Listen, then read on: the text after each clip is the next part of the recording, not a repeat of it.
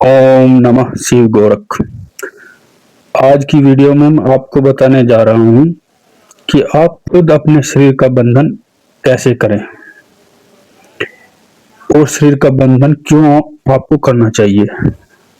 जब बंधन की बात आती है तो बंधन भी कई प्रकार के होते हैं और जो कई लोग हैं जो बंधन लगाते हैं, कई शक्तियां हैं जो बंधन लगाती हैं। अगर आप अपने शरीर का बंधन कर लें, अपनी आत्मा का बंधन कर लें, तो कोई भी सूक्ष्म शक्ति, कोई भी नकारात्मक शक्ति आपके शरीर में प्रवेश नहीं कर पाएगी। कोई भी शरीर और सिर्फ सकारात्मक शक्तियां ही आपके शरीर में प्रवेश कर पाएंगी, क्योंकि जब आप ऐसे ताले को उत्पन्न करते हैं जो ताला लगने के बाद नकारात्मक शक्तियों को प्रवेश नहीं होने देता, सिर्फ वो ताला सकारात्मक शक्तियों को ही प्रवेश आपके शरीर में होने देगा, क्योंकि सकारात्मक ऊर्जाएं आपके शरीर में वास करना शुरू कर देती है। तो शरीर का बंधन बहुत जरूरी है, क्योंकि आज के समय में भूत प्रेत नकारात्मक शक्तियां से बहुत लोग पीड़ित हैं। आप देखिए, जगह जगह दरबार लगे रहे हैं, जगह जगह नकारात्मक शक्ति को ठीक किया जा रहा है। कुछ लोग तो प्रेतों को जो है वो निकाल देते हैं, कहीं और रख देते हैं, किसी पर भेज देते हैं। ऐसे ऐसे लोग होते हैं, ऐसे ऐसे तांत्रिक होते हैं, ऐसे भगत होते हैं जो एक व्यक्ति के ऊपर जो है वो तांत्रिक क्रिया वो कर देते हैं। तो जब वो किसी व्यक्ति के ऊपर तांत्रिक क्रिया करते हैं, उस व्यक्ति का अगर शरीर बंधन नहीं है तो वो तांत्रिक क्रिया सीधा आपके शरीर पर ही वार करती है, उसकी आत्मा पर वार करती है और शरीर और उसके शरीर और उसकी आत्मा पर अपना कब्जा कर लेगी। इसीलिए शरीर और आत्मा का बंधन करना बहुत जरूरी होता है, ताकि कोई भी अन्य शक्ति आपके शरीर पर अपना अधिकार न जमा सके, आपकी आत्मा पर अपना अधिकार न जमा ले और अपने अनुसार आपके शरीर और आत्मा को वो न चला सके। तो बात करते हैं बंधन कैसे करना है और क्या उसमें करना है, वो आगे की वीडियो में आपको मैं बताऊंगा। वीडियो को ध्यान से सुनिएगा ताकि एक एक चीज बारीकी से आपके समझ में आए। तो मेन बंधन क्या है कि कोई नकारात्मक शक्ति आपके शरीर में प्रवेश नहीं करे। कई बार क्या होता है कि आपके ऊपर किसी देवी या देवता की भी सवारी आती है, पर आप भ्रम में होते हैं कि वो बोलती नहीं और आपको थोड़ा सा नुकसान भी घर में होता है। और आप जगह जगह जाते हैं, जो कि ऊपर जाते हैं, वो बताते हैं कि ये कोई प्रेत है, कोई कहता है कुछ है, कोई कहता है कुछ है। और कई तांत्रिकों भक्तों को यह पता है कि यह वो शक्ति है जो उस शक्ति को उतार लेती है। जैसे ही वह आपके सिर पर हाथ रखेंगे, वैसे ही उस शक्ति को वह उतार लेते हैं। उतारने के बाद या तो कोई और शक्ति आपने डाल देंगे या फिर आपके सिर में का वह बंधन कर देंगे। वह शक्ति चाहकर भी फिर आपके शरीर में नहीं घुस पाएगी, क्योंकि आपके शरीर का बंधन कर दिया गया है। ये कोई सकारात्मक शक्ति आपके शरीर में प्रवेश नहीं करेगी या फिर वो शक्ति आपके शरीर में प्रवेश नहीं करेगी। तो एक बंधन यह भी होता है जो भक्त और तांत्रिकों के द्वारा किया जाता है, ताकि आपके शरीर में फिर वो शक्ति दोबारा प्रवेश न कर पाए।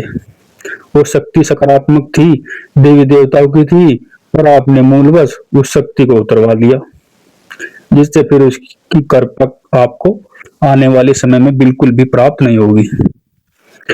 कई बार जो तांत्रिक हुए वह एक दूसरे पर क्रिया कर देते हैं, और अगर आपके शरीर का बंधन नहीं है तो वह क्रिया सीधा आपके ऊपर अटैक करती है। जिस प्रकार से घर में लोहा हो वो आप आसानी से मोड़ नहीं सकते, उसी प्रकार से अगर आपका बंधन नहीं है तो आसानी से आपके ऊपर क्रिया की जाएगी, बिल्कुल कर सकता है। अगर आपके अंदर का वह तेज उतना नहीं है तो आसानी से आपके ऊपर क्रिया की जा सकेगी, आसानी से आपके ऊपर अधिकार किया जा सकता है। इसलिए बहुत जरूरी होता है अपने शरीर का बंधन करना। आपने देखा होगा कई भक्त और तांत्रिक क्या करते हैं, अगर किसी व्यक्ति के ऊपर कोई नकारात्मक ऊर्जा है तो वह एक धागा देते हैं, ताबीज देते हैं या फिर कंडा देते हैं, कुछ पीने के लिए भी दे देते हैं। ऐसे ताबीज जो होते हैं पीने के लिए, और कुछ ऐसा है जो काला धागा होता है उसके गले में बांधने के लिए, बाजू में बांधने के लिए, और जो गर्भवती महिलाएं होती हैं उनके कमर में बांधने के लिए दिया जाता है। कमर में बांधने के लिए जिन महिलाओं को दिया जाएगा वह कमरबंद जो है उनके बच्चेदानी में होते हैं, यानी पोक जो है उसका बंधन किया जा, ताकि कोई नकारात्मक शक्ति उस पर अपना प्रभाव न डाल ले। उसी प्रकार जब आप उसे गले में धारण करते हैं तो आपके शरीर का बंधन हो जाएगा, और आप शरीर का बंधन होने के बाद कोई नकारात्मक शक्ति आपके शरीर में प्रवेश नहीं करने की।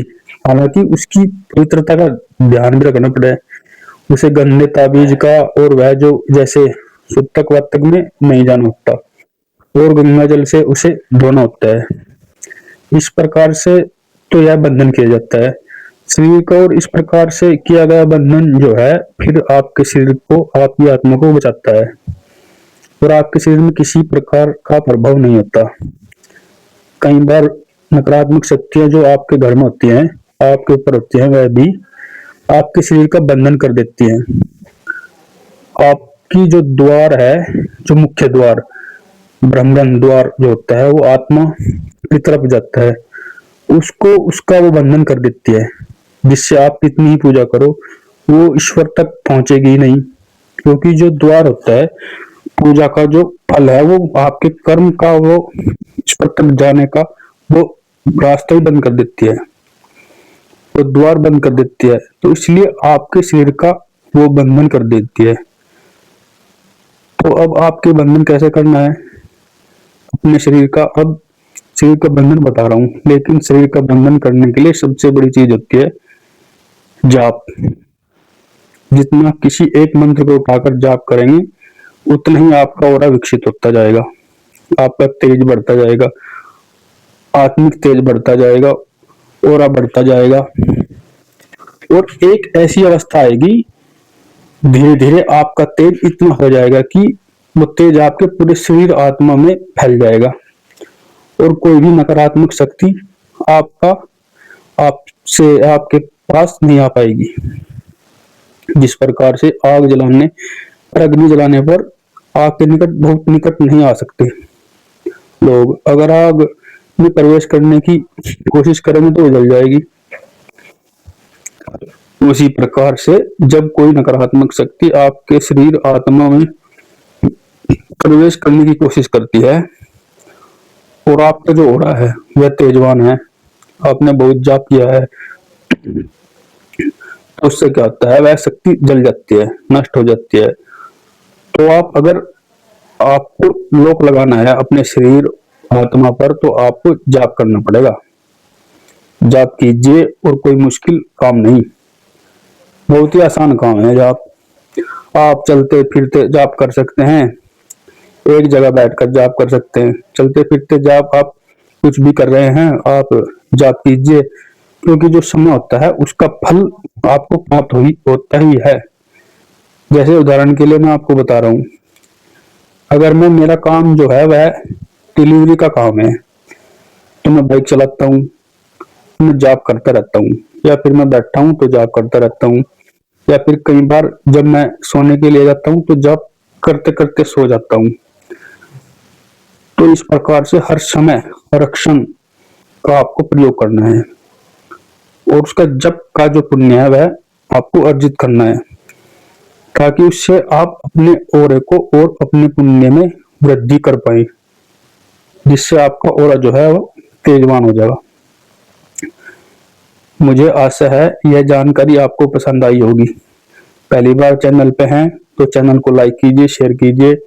आपके सीधे हाथ में जो बेल आइकन है उस पर ऑल पर क्लिक कीजिए, ताकि पूजा पाठ से जुड़ी जानकारियां आपको मिलती रहें।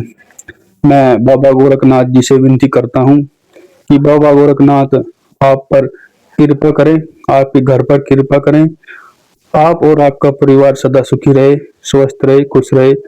हम मिलते हैं एक नई जानकारी के साथ। तब तक हर हर महादेव।